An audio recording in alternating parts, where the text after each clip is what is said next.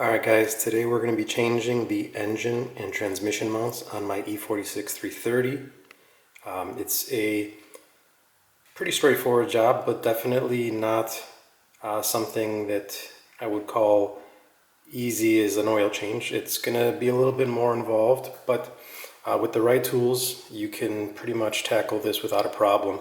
You just need a jack stands, and a lot of patience. So first things first, got a pair of engine mounts, pair of transmission mounts. Here's the part numbers. Again, this is for an E46 330. This is pretty much going to be for all E46 chassis, but please confirm based on your VIN the correct part number. In addition, we're going to replace the nuts. Here's the part number for the transmission and the part number for the nuts. These are going to be filled hydraulically with fluid for the engine, and these are solid mounts for the transmission. Note that there are some key indicators for these. For the transmission, there is a nipple and a cutout. So those are going to be very important when you're removing. Same thing here. There's a nipple, and just make sure you pay attention and make note to the orientation of things. I strongly recommend, especially if you have a car that's not from the South, to pre-lubricate all your fasteners with some kind of a penetrant. I'm going to use Croil. You can use PB Blaster, liquid wrench, whatever. You're going to need to remove the fan clutch, the fan and the fan clutch. So you're going to need the tool to counterhold and remove. On the E46, at least for my vehicle in particular, I've got number 3 screws, so I'm going to take those off with that. And this is also a really handy tool to take off those push rivets. So let's get started, and I'll walk you guys through all the steps that you need to remove your engine and transmission mounts. Alright, so what you're going to want to do first is remove the covers for everything. So first thing, let's start with the radiator cover.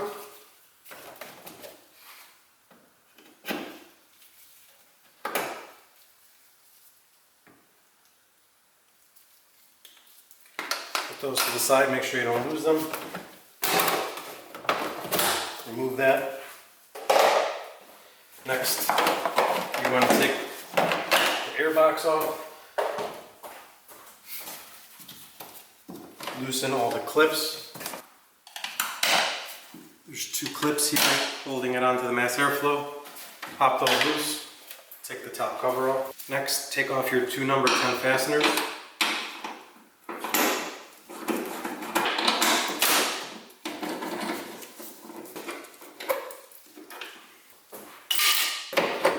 Take the bottom part of the air box out. Put that to the side. You should have a ton more room now to finally access the driver's side engine mount from the top. Now we need to make sure we can access it from this side, and I'll get into more detail on next steps for that. Before we get there though, let's remove the fan and the fan clutch.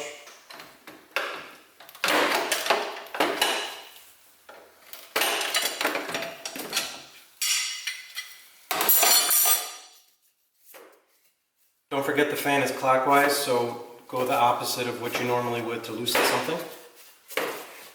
Be careful as you're removing to not drop the fan like I did. Thankfully I still have my pieces there to hold everything in. Next, remove all the outer components for this fan shroud. So that one's the first one. All your control modules here for your front fan. And then you're going to have a Torx here and a push rivet here. Take out your push rivet right here.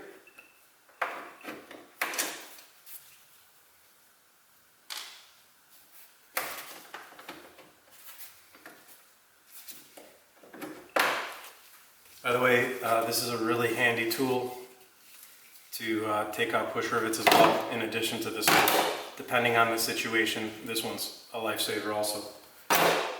Get your T25 Torx and loosen this guy up here.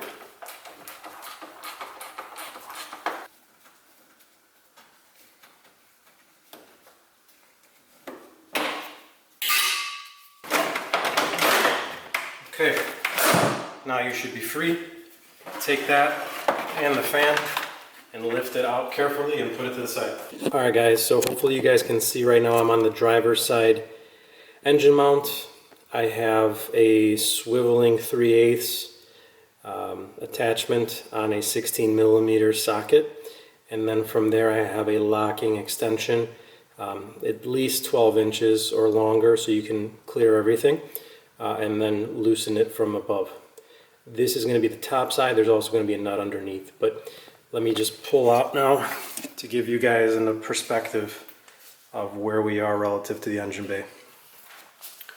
So here's my extension right there,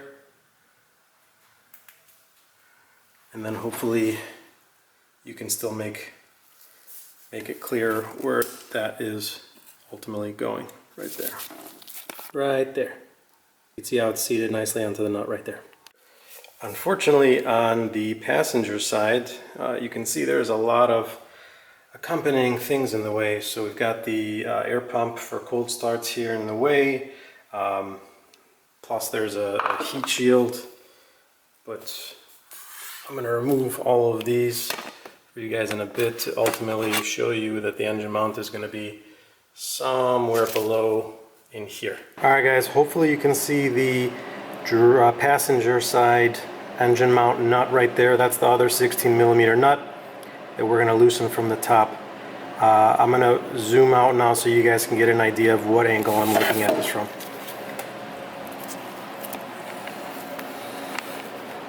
So that's just basically right there, straight down. Alright, so let's take off the under tray with the 10mm socket.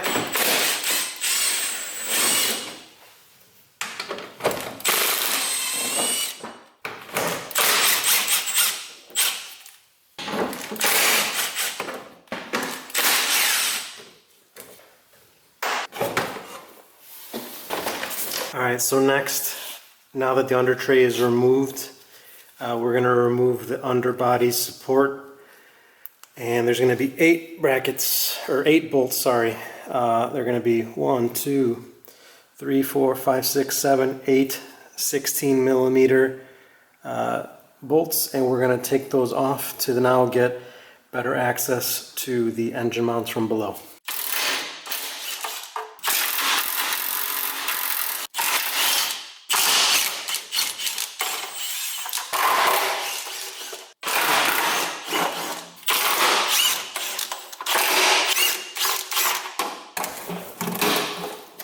Alright, so now that we've got both the metal panel and the plastic panel from underneath the car removed, we can get a much better view of the engine mounts. So the one we're looking at right now is the passenger side engine mount. So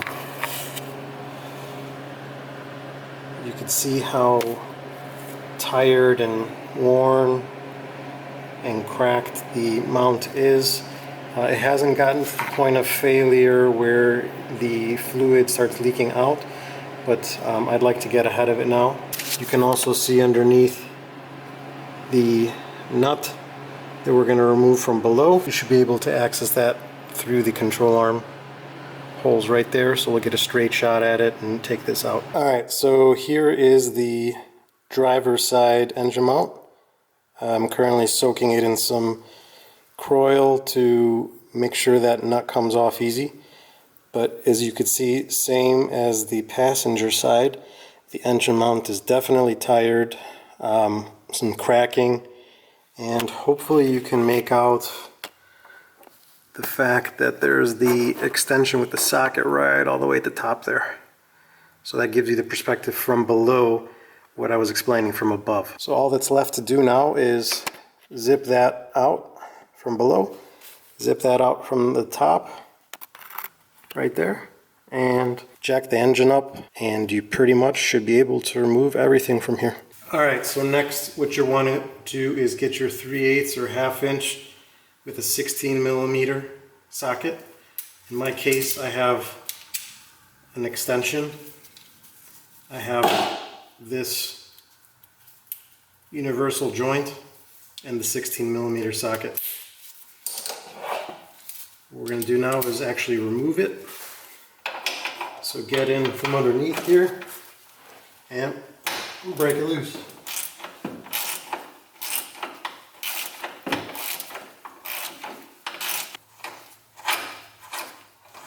Okay, here we are on the driver's side.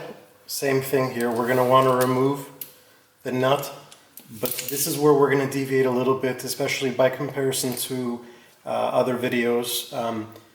The main problem that people seem to have is they loosen all 4 nuts of both engine mounts at the same time, and what that causes is when you're actually lifting the engine up off of the front subframe here, the engine wants to tilt to one side because the engine's not fully symmetric by weight and distribution. So what we're going to do is we're actually going to loosen this nut, but we're not going to remove it like we did on the passenger side. We're just going to loosen it, and then we're going to take it a few threads off and then leave it, because we're going to change the passenger side first.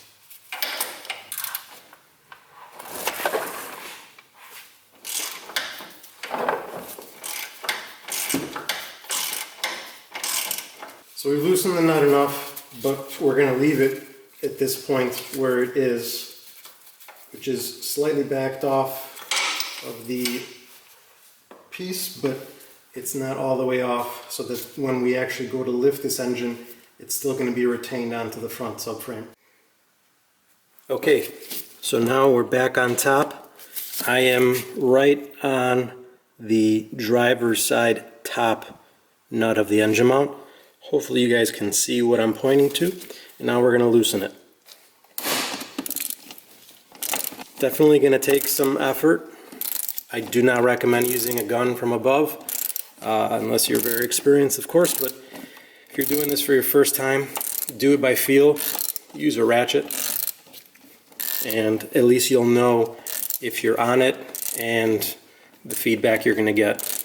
It's definitely, especially if this has been the original mounts or replaced a long time ago, it's definitely going to give you a nice little pop. So be prepared for that. Alright, so you don't need to do this, but it definitely helps to get some more room. So take out this secondary air pump here, loosen the electrical connectors, press this pressure clip right here, and remove it out of the way. So now what I have done is put the same extension setup that I had on the other side.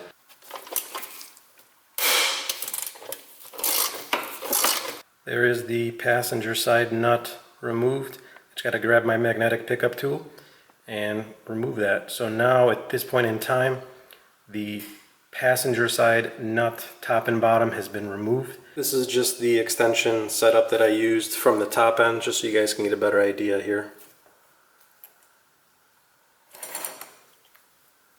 If you can, get a locking one. It'll make your life a little bit easier, just so you don't lose it.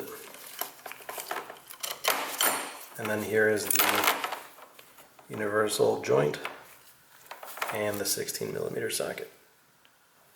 Here we are with the new engine mount installed.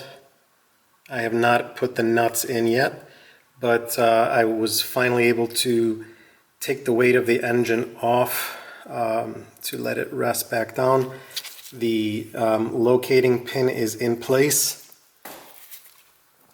I don't know if you can see it there ever so slightly, but it's in its place. So is the threaded portion of the engine mount.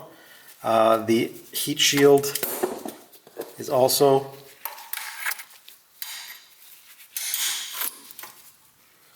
in place. What I want to explain a little bit more detail was I did not use an engine support bar from above. I ended up jacking it from below, putting most of the point of weight right here, and this is for the passenger side. So putting it right here was the best I could do to lift the heavier sided engine, which wants to go towards the driver's side, up. And unfortunately, with the comment that I made previously about how the new engine mount does not have a tapered thread, it was really hard to put it in. So what I ended up doing was this engine support arm. There's 4 bolts, 13 millimeters. What I did was loosen them. I left the top right one, which is on the back side of this, on but loosened. I took all other 3 off, and that allowed me to get some play for the engine mount and ultimately put it in place with the heat shield and everything, and slide it in. Even with all of that, it was still kind of a pain to put it in, but with all the wrestling that I did, I was able to kind of push the engine up a little bit too, and that gave me everything that I needed. I was pretty frustrated doing this. It is a pain in the ass, so I do take back whatever I said about this being an easy job, but it is doable. You just really need to be patient and have a lot of time. Once it's done, though, all you got to do left is tighten and torque these nuts, so the top and the bottom one, and you're done with this side, and then you just move over to the driver's side.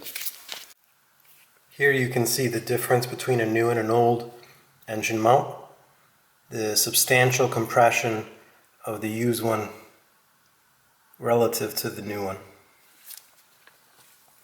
One thing I want to make a note of is the nipple or the threaded rod portion of the original engine mount has a taper to it. The new one does not. So I was not able to capture it on video, unfortunately, but it is quite a bit more of a struggle because of that. So what you're going to need to do, especially on the passenger side, is in some ways bench press the engine up a little bit more to get some more clearance, because I was afraid of jacking the engine any further because it was quite raised at that point. So just something to keep in mind when you're doing this. Just be patient, take your time, and continue to check the engine relative to its surroundings so you don't pinch any lines or crack any coolant hoses. So again, just kind of giving you an idea. Take and thread on your 16 millimeter nut. I have hand tightened the 16 millimeter nut from below. Now I'm just going to put the 16 millimeter nut from above and just thread it on, but I won't torque anything down until I'm done with the driver's side.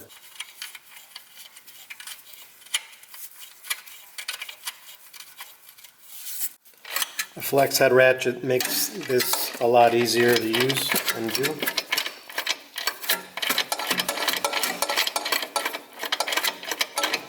Now that the passenger side is hand tight, we're going to finally loosen the driver's side completely and take this side off.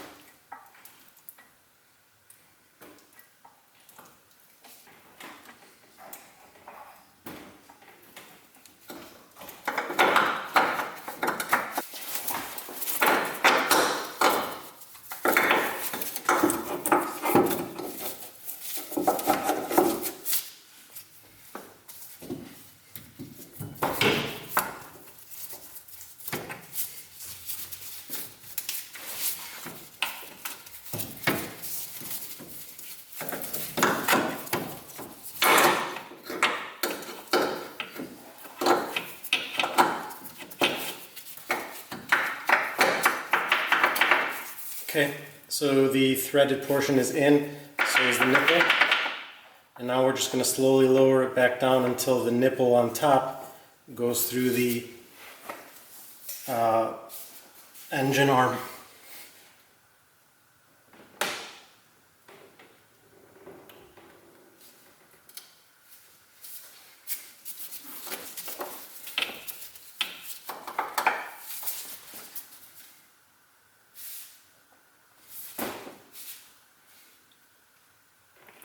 Hopefully you can see now the new engine mount in place. I'm about to put the nuts in now to finish the job.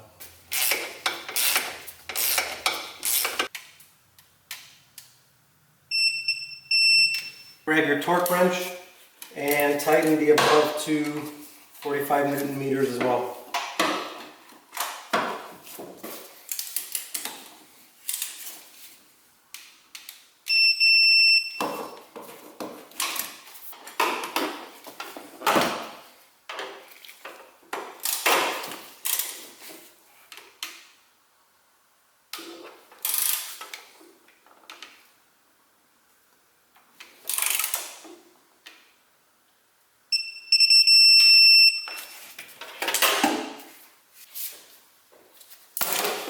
One thing to keep in mind is when you're applying torque, even if though we're applying 45 Newton meters, there is going to be some deviation in the actual torque value, since you're technically coming at it at an angle and your moment arm is not really on and straight. So, take that into account. I don't want to go into the crazy mathematical reasons and adjustments to counter that. At 45 Newton meters, it feels pretty tight, so honestly I'm not worried about the slight deviation that I'll have at the angle that I'm tightening it. There we have the top nut tightened on the engine mount, both to 45 Newton meters, and the engine mount job is complete. Hopefully there is a substantial difference in the feel. Like I had mentioned, hopefully there's a substantial difference in the feel now that you've replaced the engine mounts. At a light idling or putting any load on the engine while stopped, you could definitely feel that the engine mounts were due for a change, and it was pretty obvious as well in the images that I show. You're going to have your transmission cross member here. There's going to be 1, 2, 3, 4 bolts that are going into the actual frame of the car, and then there's going to be 2 13 millimeters that are at the bottom nut for the transmission mount. So make sure you have some support on your transmission pan. Try to distribute the load as best as you can with a block of wood or some kind of a rubber pad. I didn't have a 2x4 unfortunately, so I'm taking a risk here, but don't follow my lead. Make sure you do what you have to do to protect your pan.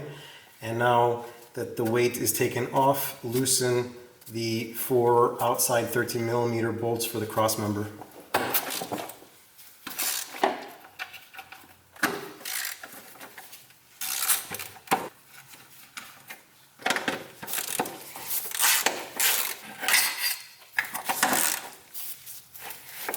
For this one here, you're going to need to bend back the heat shield just a bit to access it.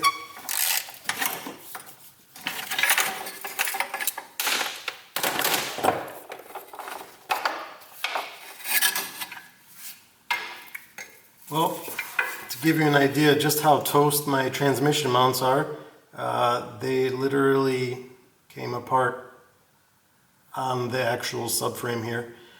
So the other half of my mounts are actually still on the transmission. So definitely a good thing that I'm doing this right now. Alright, so to deal with the pesky 13 millimeter top nuts, this was the best tool I could fit in here. It's a long flex head ratcheting wrench. This one in particular is from Tecton, 13 millimeter.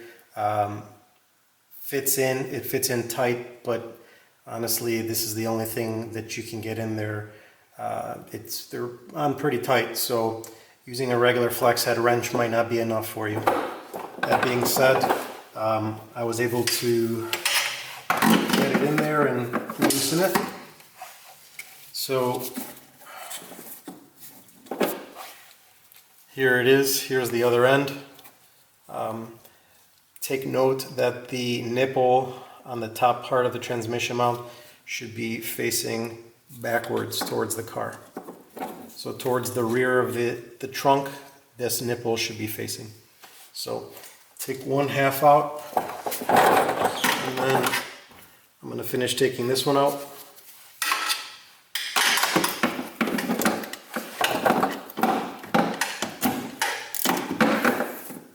want to take your transmission mount now with the nipple as the designator for the top side.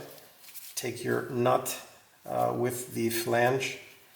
This particular one is brand new, but I guess if you want to reuse your old one, you can. Either way, thread this on now tight enough to slide in to the top.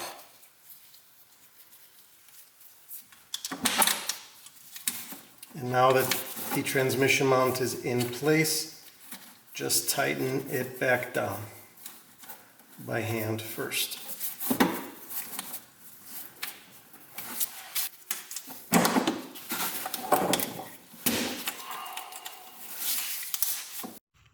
Here's a better perspective of the transmission mounts now that their cross members are removed. You could pretty much see these basically just sheared right off. So not good, but good that I'm replacing. So while you're at it, great, clean this up a little bit with some brake cleaner. Always good to have parts clean. I'm just gonna take these two nuts off, put the new ones on, and don't forget to, well, if yours aren't broken off, remember the orientation. But in my case, they've pretty much been obliterated, but you can pretty much see, look at that. Look how soft this is. These are done. You can see the little half moons here. These half moons are going to be the bottom portion of your transmission mounts. Those will line up in place here. So just remember that the cutouts from the rubber portion will be the bottom facing.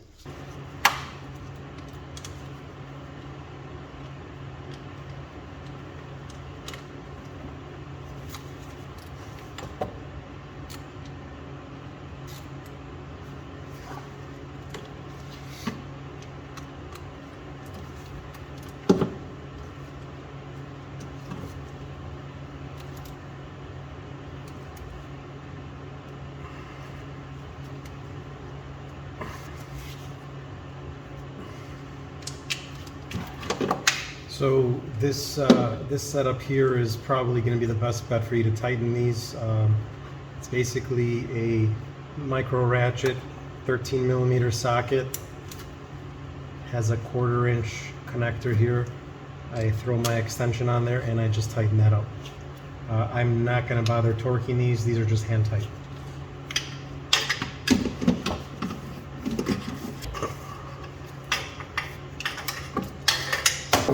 Note the orientation.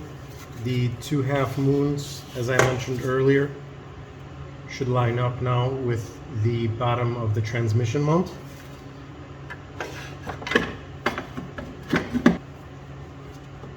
Install the 13mm transmission mount nuts back into place.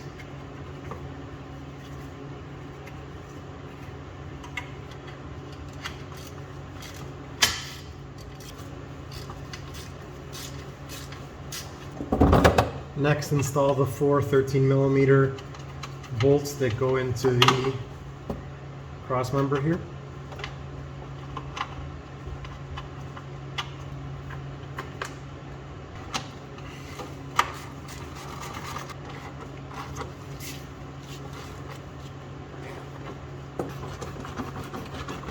Torque the cross member bolts and transmission mounts to 21 Newton meters.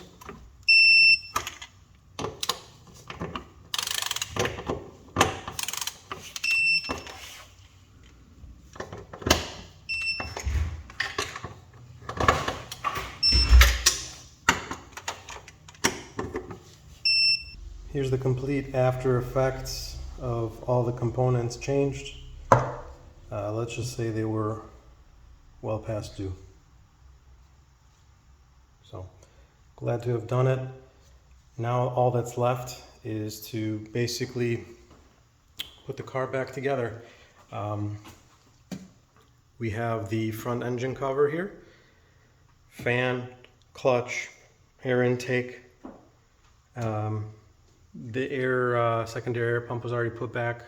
I didn't show it, but that's all that's pretty much left. Everything underneath the car has been torqued.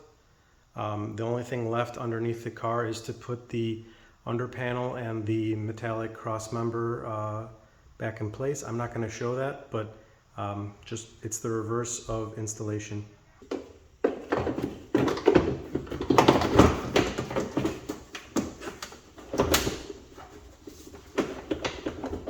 Next, install the top half.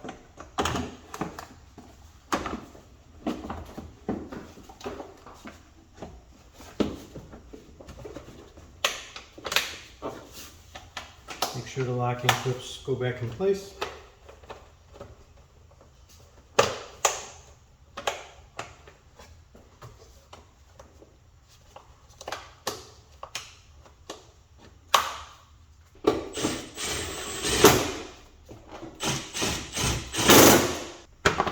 Next, reinstall the fan along with the fan shroud.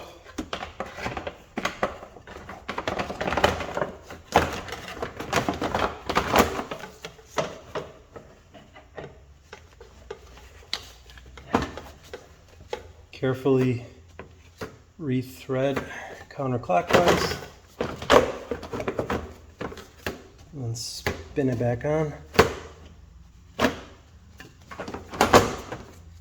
Make sure this is seated correctly. Reinstall the plastic push pin.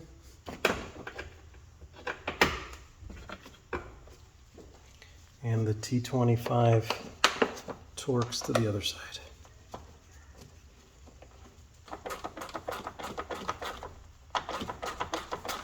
Last piece to go on is the top radiator cover.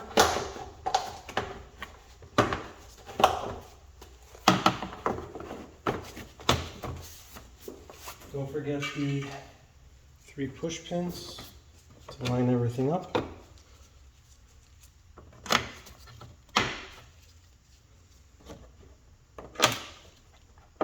And we're done. All right, guys, that was it. So to recap, what do? We changed the engine and transmission mounts, much needed on my car. It's not an easy job, but it's definitely doable with the right tools and time. From above, all you got to do is take the front covers off here, radiator cover, fan and fan shroud, air intake. That'll then give you access behind here to take the top nut off. On this side, take the secondary air pump and electronics out of the way. That will give you access to take the top nut from this side off. From there, all you got to do is loosen the 2 nuts underneath. Under trays, both the metallic and the metallic subframe tray and the plastic under tray need to be removed. And that's it. Same thing for the transmission. Make sure both the engine and transmission are always supported when you're doing this. And good luck. Hopefully this video was helpful for you.